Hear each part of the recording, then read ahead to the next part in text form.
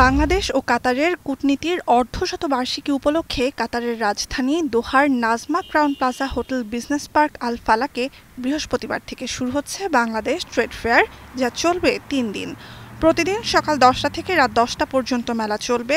আবাসন, তৈরি পোশাক, পাট, ব্যাংকিং, খাদ্যপণ্য, কৃষি, পর্যটন সহ নানা খাতে যুক্ত ৩০টির বেশি বাংলাদেশি প্রতিষ্ঠান অংশ নেবে এ মেলায়।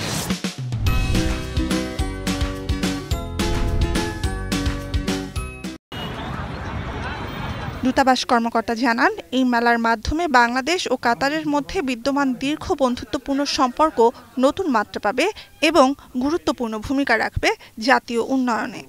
আমরা এই মেলার মাধ্যমে, যদিও এটা প্রাথমিকভাবে খুব ছোট আকারে আমরা এটা শুরু করছি, কিন্তু আমরা আমাদের ভবিষ্যৎ পরিকল্পনা এইটার সফলতার উপর নির্ভর করবে। আমরা ভবিষ্যতে আরো বড় আকারে কাতারের সাথে যৌথভাবে আমরা একটা ট্রেড ফেয়ার আয়োজন করবো ভবিষ্যতে। মেলা আয়োজনের মধ্য দিয়ে বিশ্বব্যাপী বাংলাদেশের পণ্য বিদেশিদের কাছে তুলে ধরা, সেই সঙ্গে বাংলাদেশের বিভিন্ন খাতে প্রবাসীদের বিনিয়োগের মাধ্যমে দেশে রেমিটেন্স পাঠানো বাড়াতে অবদান রাখবেন আয়োজকরা। প্রধান লক্ষ্য হচ্ছে বাংলাদেশের রপ্তানিকারক পণ্য যেগুলো আছে তাদেরকে বিভিন্নভাবে আপনার ব্যাক টু ব্যাক ইভেন্টের আয়োজনের মাধ্যমে তাদেরকে বিশ্ব দরবারে তুলে ধরা। মেলায় বাংলাদেশ ও কাতারের মধ্যকার বহুমুখী ব্যবসায়িক সম্ভাবনা ও বিভিন্ন খাতে বিনিয়োগের ওপর সেমিনার ও বিজনেস টকের আয়োজন থাকবে। বাংলাদেশের সাংস্কৃতিক ঐতিহ্যকে ছড়িয়ে দিতে মেলায় বাংলাদেশি শিল্পীদের অংশগ্রহণে থাকবে সাংস্কৃতিক অনুষ্ঠান। এছাড়াও মেলায় পুরস্কার সহ রাফেল ড্রয়ের ব্যবস্থা রাখা হয়েছে।